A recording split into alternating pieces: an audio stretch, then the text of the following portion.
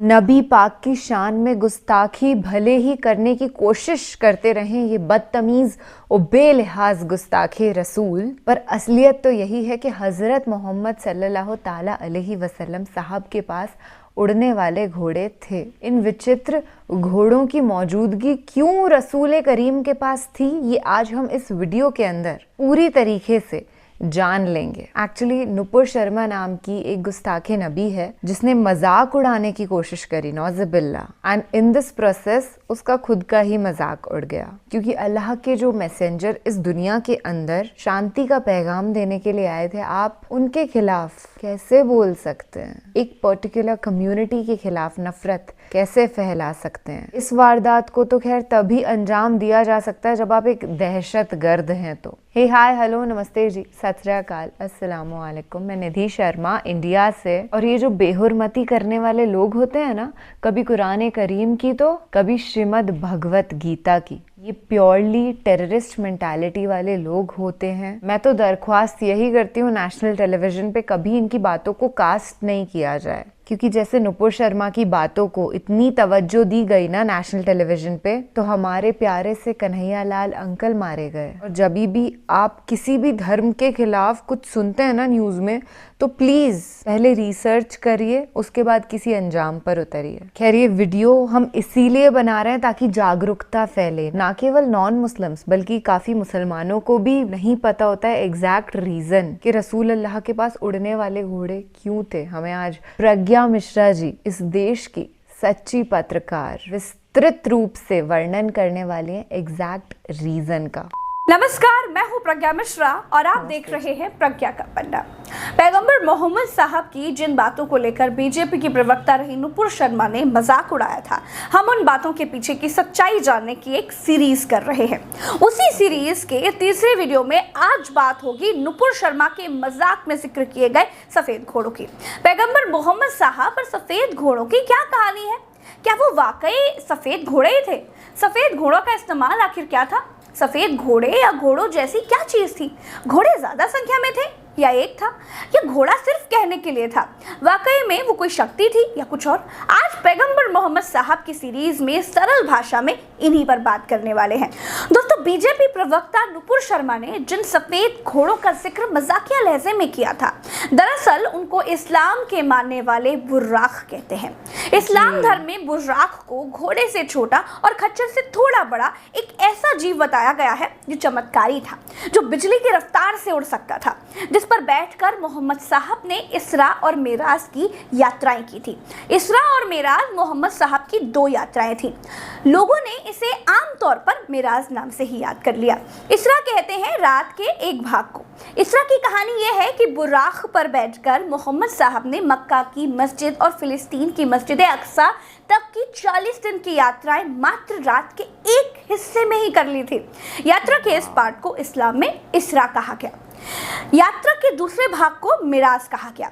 मिराज का मतलब होता है चढ़ना, आप सीढ़ी भी बोल सकते हैं। यात्रा का दूसरा पार्ट वहां से शुरू होता है जब मोहम्मद साहब मस्जिद अक्सा यानी फिलिस्तीन में थे और उनको वहीं से 7 आसमानों की तरफ ले जाया गया था। आसमानी यात्रा के इस दूसरे भाग को इस्लाम में मेराज कहा जाता है। हदीसों में और सूरा नज़्म में इसका वर्णन भी मिल जाएगा। इसरा और मेराज की घटनाएं इस्लाम धर्म में चमत्कारी मानी गई हैं। दोस्तों, 40 दिन की यात्रा रात के एक थोड़े से भाग में कर लेना किसी इंसान के बस की बात तो है नहीं। उसी तरह रात के उसी भाग में आसमानों की सैर कर लेना भी एक अनहोनी सी घटना थी। लेकिन कहते हैं जो इंसान की सोच से परे होता है वो भगवान के लिए, ईश्वर के लिए, अल्लाह के लिए चुटकी का खेल होता है। इसी तरह की घटनाओं को इस्लाम में मुअज्जज़ा यानी चमत्कार कहा गया। दोस्तों, हर धर्म में ईश्वर में दैवीय शक्तियां बताई गई हैं। जैसे मुस्लिम धर्म में बुर्राक की कहानी है, वैसे हिंदू धर्म में गणेश जी की सवारी मूषक, शेरे वाली माता की सवारी शेर है, रावण के पास मन की गति से चलने वाला पुष्पक विमान था। ईसा मसीह के बारे में कहा जाता है कि वो छूकर ही दीन दुखियों को ठीक कर देते थे। हमारे हिंदू धर्म में शिव सबसे सुपीरियर ईष्ट है, देवादि देव है, महादेव है, यानी देवी देवताओं में सबसे बड़े हैं। तो हर धर्म में ईश्वर की अलग अलग शक्तियां बताई जाती हैं। हर धर्म में अपने अपने रिचुअल्स के हिसाब से, अपनी अपनी मान्यताओं के हिसाब से, अपने पूर्वज वेद पुराणों और धर्म शास्त्रों के हिसाब से मान्यताओं का पालन किया जाता है। तो शास्त्रों में पैगंबर मोहम्मद साहब की बुर्राक का जिक्र है, उड़ने वाले घोड़े जैसी किसी शक्ति का जिक्र है, तो मजाक उड़ाने जैसी कोई बात नहीं करनी चाहिए। गॉड के पास सुपर पावर रहा होगा, तभी इंसान ने उन्हें भगवान कहा होगा। इंसानी जाति चमत्कार को ही नमस्कार करती है। इन वीडियोस के पीछे से दोस्तों मेरी मंशा, मेरी कोशिश यही है कि मेरे हिंदू समाज के लोग और मुस्लिम समाज के लोग एक दूसरे के देवी देवताओं के बारे में कमेंटबाजी बिल्कुल ना करें, सही जानकारी करें। चमत्कार लगे तो नमस्कार करें, ना लगे तो कोई बात नहीं, सबके धर्मों का आदर करें। तो पैगंबर मोहम्मद साहब के बारे में बहुत शॉर्ट कुछ और चीज़ें मैंने रिसर्च करके निकाली है, वो भी जान लीजिए। दोस्तों पैगंबर मोहम्मद साहब का जन्म अरब के रेगिस्तान के शहर मक्का में 570 ईस्वी में हुआ था। पैगंबर साहब के जन्म से पहले ही उनके पिता का निधन हो चुका था। जब वो 6 साल के थे तो उनकी माता की भी मृत्यु हो गई थी।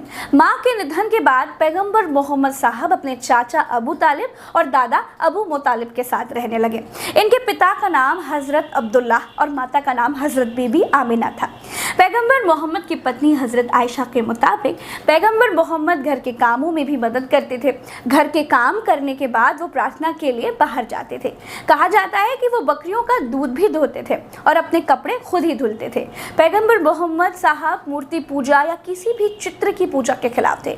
यही वजह है कि उनकी कहीं भी कोई तस्वीर या मूर्ति नहीं मिलती है। इस्लाम में मूर्ति पूजा की मनाही है। पैगंबर मोहम्मद साहब इस्लाम के सबसे महान नबी और आखिरी पैगंबर हैं। कुरान के मुताबिक एक रात जब वो पर्वत की एक गुफा में ध्यान कर रहे थे तो फरिश्ते जिब्राइल आए और उन्हें कुरान की शिक्षा दी। जिब्राइल के अल्लाह के नाम का जिक्र करते ही मोहम्मद साहब ने संदेश पढ़ना शुरू कर दिया। अल्लाह का संदेश मानकर पैगंबर मोहम्मद साहब जिंदगी भर इसे दोहराते रहे।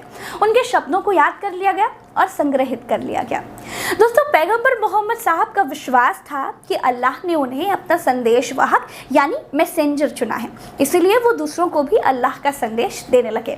मोहम्मद साहब की लोकप्रियता इतनी बढ़ गई कि मक्का में प्रभावशाली लोगों को खतरा महसूस होने लग गया। 622 ईस्वी में मोहम्मद साहब को अपने अनुयायियों के साथ मक्का से मदीना कूच करना पड़ा। उनके इस सफर को हिजरत कहा गया।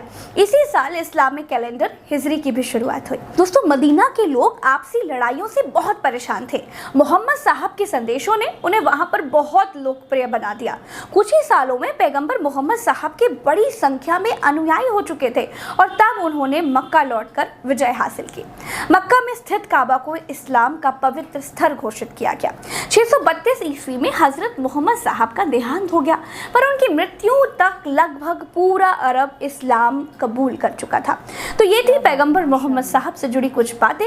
वक्त की मांग थी कि इन बातों को समाज के सामने बिल्कुल आसान भाषा में रखा जाए। दोस्तों मेरी कोशिश यही है कि सब मिलकर रहें। मेरा भारत देश, मेरा देश संगठित होकर दुनिया भर के मुल्कों को पीछे करके सबसे आगे खड़ा रहे। मुझे यानी प्रज्ञा मिश्रा को इजाजत दीजिए। आज के लिए इतना ही। चलते हैं। राम राम, दुआ सलाम, जय हिंद। जय हिंद। ऐसे सच्चे पत्रकारों की हमारे देश को बेहद जरूरत है। अब जाहिर सी बात है कि प्रॉफेट मोहम्मद साहब हैं, पैगंबर हैं, तो उनके पास दैविक शक्तियां होना तो लाजमी है। हजरत मोहम्मद सल्लल्लाहु ताला अलैहि वसल्लम साहब के हमने ये तक मोजिज़े सुने हैं कि मरे हुए को भी चमत्कार से जीवित कर देते थे। ऐसा वाकई में हुआ है and I can not deny it, क्योंकि वो नबी करीम थे और आज भी उनके लिए उतनी ही मोहब्बत हर एक मुसलमान के दिल में जिंदा है। तो अब गुस्ताखों का तो जैसे ये काम बन चुका है, फ्रीडम ऑफ स्पीच के नाम पे आप धर्म की बेहुरमती करने लगे, ये तो साफ साफ दहशत है। ऐसे लोगों को एक बार जेल की हवा ना चखाई देनी चाहिए ताकि आगे आने वाले गुस्ताखों को सबक मिल जाए और वो ऐसी करने की हिम्मत ना करें, जरूरत ना करें। खैर हम लोग यहाँ पे इसीलिए बैठे हुए हैं ताकि सच का पैगाम